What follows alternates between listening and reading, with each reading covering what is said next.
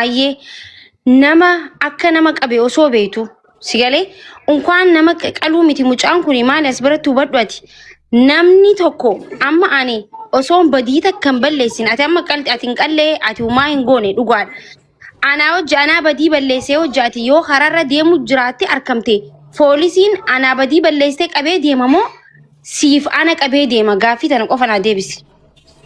Kama badii balleesse qaba. Wallahi miti sifu anaa fi sii ka walirra qabee deema maaliifi badii san keessatti atillee hanqa qoratamtee gaarii moo as keessa ni jirti moo hin jirtu laallamtee gadhiifamtutti nu lameenutu qabee deema si galee kanaafuu ati osoo waan ilmoo kan kee arrabsaniif natti dhagaame malee ati mucaa nama qalooji gasti gubbaa teessee jirta. Laale lubbu ani mucaan nama qalee dhiisee hin beeku wanoonni ani irraa beeku hin jiru. Akkuma nama tokko mucaan natti argate gastii osoo hin taane laayivii jechuudha malee gastii miti.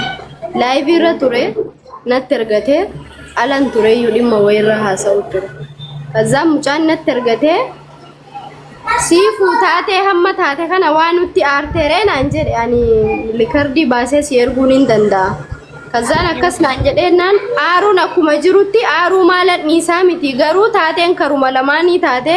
maal gochuu jira miti lola kana dhiisaati gara nagayaatti deemaan jedhe kasitti adda nama qaloosee boytu moo sifu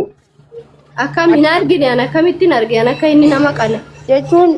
lola san keessa akka jiru ni beekta. Lola sana akka inni lola keessa jiru hin beeku. Ammas biratti lana obboleettii yaami ani dhugaaf hin dhaabbadha wallahi ummati yetaatu sirratti mura badii balleestee jirta ammas biratti maaliif jee ayyee nama akka nama qabe osoo beetu sigalee unkwaan nama qaluu miti mucaan kuni maal as biratti hubadhuati namni tokko amma ani osoo badii takkan balleessin ati amma qalti ati hin qallee ati umaa hin goone dhugaadha anaa hojja anaa badii balleessee hojjaati yoo kararra deemu jiraatti arkamte poolisiin anaa badii balleessee qabee deemamoo siif ana qabee deema gaaffii tana qofa naa deebisi. Kama badii balleesse qaba. Wallahi miti sifu anaa fi sii ka walirra qabee deema maaliifi badii san keessatti atillee hanqa qoratamtee gaarii moo as keessa ni jirti moo hin jirtu laallamtee gadhiifamtutti nu lameenutu qabee deema si galee kanaafuu ati osoo hin beekin qaalichaa hojjetee si haasooyteemi ummata kiyya dhiifamaa maaliif jee nama qalee hojjunkaan taane haasoo miti akka tasattu anamma jara nama qaqqalee kun hedduudha maybe gastii kiyya dhufuu danda'an yoo ummanni nama qalee jaan oguma san ofirraa buusa maaliif anis isaan keessatti maddabama waan ta'eef ati ummanni osuma badii hin qabne illee yoo badii sirra murteesse ummata keeti beekadhu sifuutiya sigalee ummata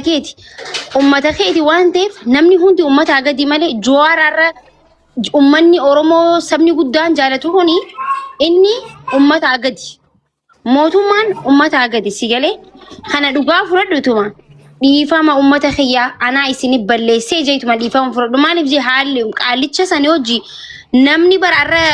ulleedha maali warri irratti miidiyaan hundi maxxanfamaa jiru bari warra qabee harkaan qabee viidiyoo mul'isee miti warra jechi isaaniitiin yakkamaa ta'anii poost godhamanii. Rakkoon qabu ani jecha kiyyaa yoo yakkamtuu ta'e an harkaan kannaan inni sigiree labbinyaa. Sifuuti yaanu maasiin jeetuma. Asitanii miti ilaali lubbu wanni ati beekuu qabdu laal. Ani yakkamaa hojiin hin taa'ee hin arrabsine qalaa hin jennee tumaa hin jennee yoo viidiyoon kiyya akkasii jiraate rakkoo tokko hin qabu suuraa kiyya abbaa fedhanitti erguu mirga qaban kun ammootu dirqama siifuun yookaan waan arsii hin taaneef waan walloo hin taaneef waan shawaa hin taaneef kun qoratanii kadeemanii narratti duulan an kanan dhaga'u si galee ani mucaan akka nama qalellee hin beeku ani Oromoo kutaa 11 iyyuu ija tokkoon ni ilaala akkuma nama tokko natti ergate jalaa qabee wuddeena nagee gaafii na gaafate deebise malee nama kaayyee akka nama qalee miti hinaasoyne an akkamittan yakkamtuu ta'an as biratti bar yakkamtuudha miti as bira na dhageeffadhu mucaan nama qalee dhiisee hin beeku itti garuu mucaan nama qaleedha ati ayyee saa sanitti hin berre miti garuu akka nama qabee beeteetu lola kana keessaa dhaabbadhaa ittiin himi miti sifu laa akka nama qalee hin beekuun akka nama qabeeyoo akka isaan lola keessa jiran hundumaa akkas yoo ta'e ijoollee arsii wajjin illee mantaa jira bara akkasitti yoo Arsiin bar arsii guutuu miti nama qalaa jiru bar. Baalagee dayyuusa ijoollee arsii wajjinillee ijoollee wajjinillee natti argatanii taa'ee bar yeroo sana maa eegamtu kanaan jedhanii maa hin qabatin. Obsi laal amma laal walloo keessaayis dayyuusa namummaa hin qabne. Arsii keessaayis dayyuusa namummaa hin qabne. Kan amantii hin qabne kan gosa hin qabneetu nama qalaa jira. Nuti Oromoo akkasii hin beenu waakkataa jirrasi uf durasi waakkana namoota akkasii hin qabnu maqaa arsiitiin hin yaamaman maqaa wallootiin hin yaamaman yoomillee istiil maqaa amantiitiin hin yaamaman isaan muslimaa miti si galee maaliif jennaan amantumaa hin qaban nama rabbii sodaadhu osoo joo namni qalu amantuma kamuu keessa hin jiru jechuudha amantuma addunyaa tanarra jiru keessa hin jiru isaan ilma namarraa miti si galee kanaafuu ummata kan kee ati badii yoo sirratti badii keeti bakkaatuma dhiifama gaafadhu dubbii kana ofirraa cufisi fo'ati nama ilmaan qabu ilmaan guddifattaa maal gootaati yaa'i maa'us hin barbaachisu si galee inni hudd አያስፈልግም ወላሂ አን ሄዱን ሲጃዳ ወላሂ ሲፉ ሀቅ ረቢ ሲማን በጣም ነው የምወድሽ እኔ ሶ በቃ ይሄን በርባጅሱ ነምኒ ኦሶ ነምኒ ሱና መነመ ቀሌ ኦሶ ሲንጃና ነመ ቀሌው ጅታው ይወን ቤኬ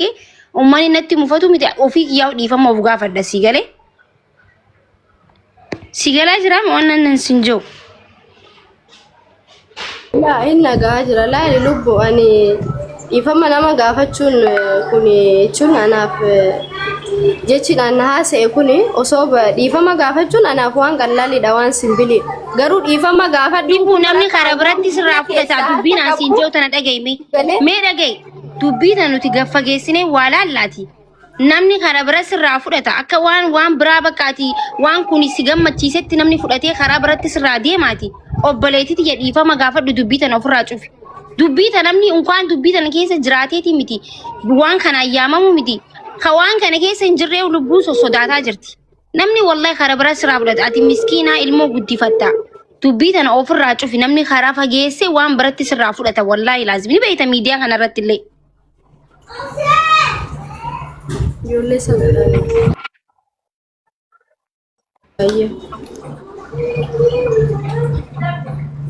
Ati mee Bilaal waan biraa ijoolleen badii kan keessirra murteessuu dhabanii ilmoon kee waan sirraa arrabsanii qaaruu dandeessa. Garuu amma laal namni ilmoon isaa irraa qalamee reefki isaa harkan reefkuma sanuun arkine beeyte reefka sanuu dhakaarra gad darbanii allaatti nyaattee jirti reefka waraabessi faan tareefaan taphataa jiran si galee miti. Amma waan kanatti ati ifama gaafadhuti dubbii kana ofirraa cufi ummata osoo badii hin qabne ummanni balleessee yoo sinjee ummana nama dhuunfaa miti beekad ummataa sinjeesu jira nama hedduu viidiyoo kan kee olii gad oofaa jira dubbii kana asumatti ofirraa murinaatu sinjee yaa si kutiyya.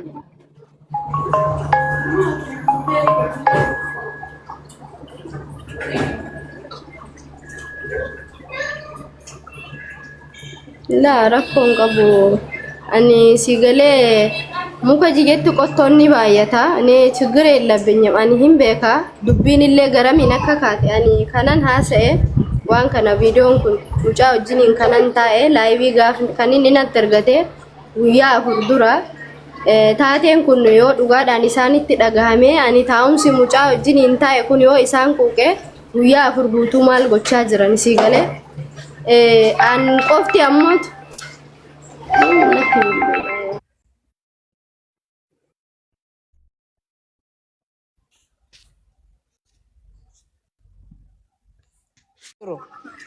لا إله إلا الله هاي يسين هاجا دي بيتوتي بليز اوكي انو تتي انا بلاك تيفو بلاك السلام عليكم ورحمة الله واي سلام يا امي يسين بيرك واحد تتي اغاما تيكو سوتا جاتين غورسا بليز يسين كرادا اوكي يو اسي كوماتيلي جچودا اسي لي روسو بري قباچو باتيل اكيسين جتي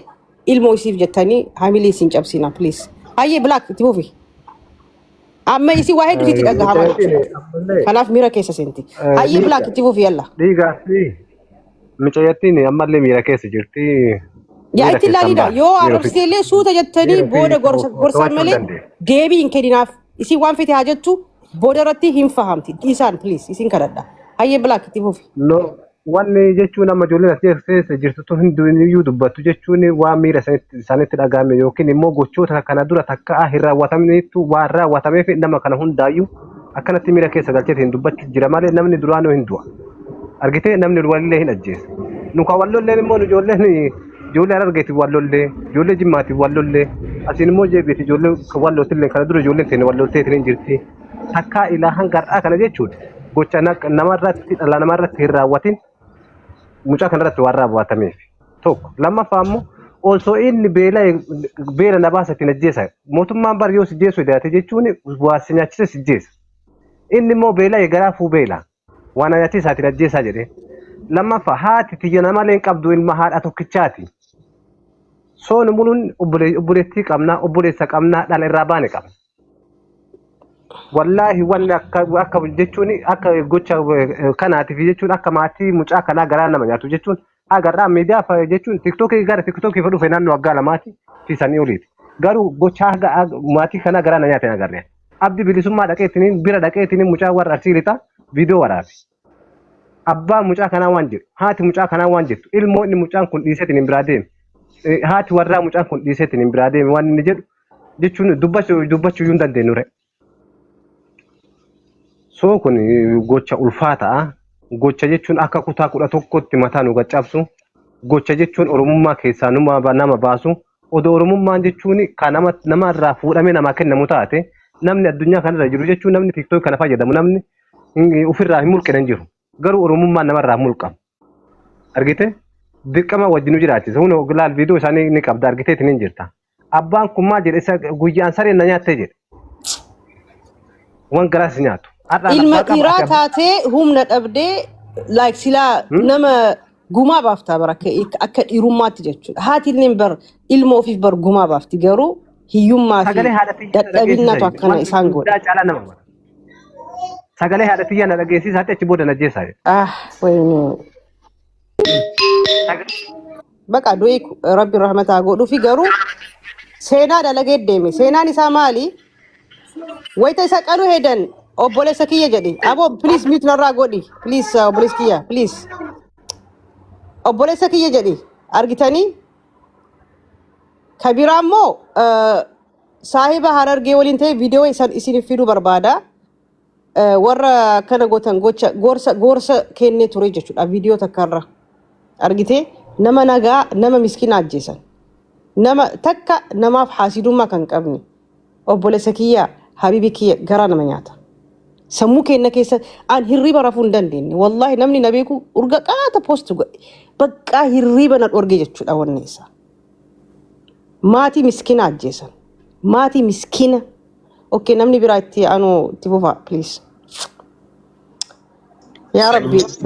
jannata bal'isiif sila addunyaan hin taanee fi jannata bal'isiif firdosol jannata keessa seensisi qabri isaanii nuurii godhi yaa Allah haqa malee ajjeefame wallahi la'azim hayyatti fufi isallee warra isa duraallee ajjeefaman kutaa mara rabbi jannata keessa haqananisu amiin amiin ani ka jechuun barbaadu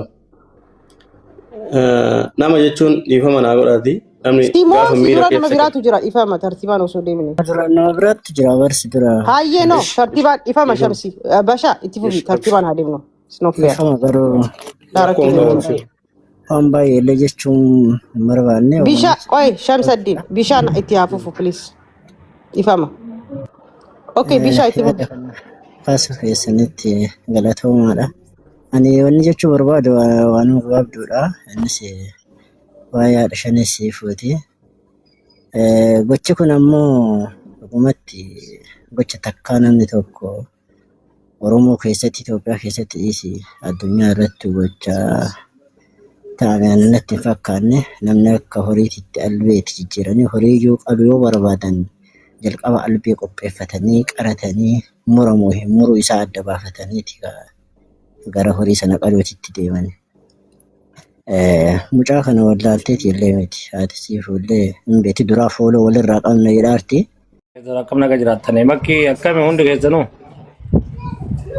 Waalaikum assalam. Barbeeta namni hawaasni waan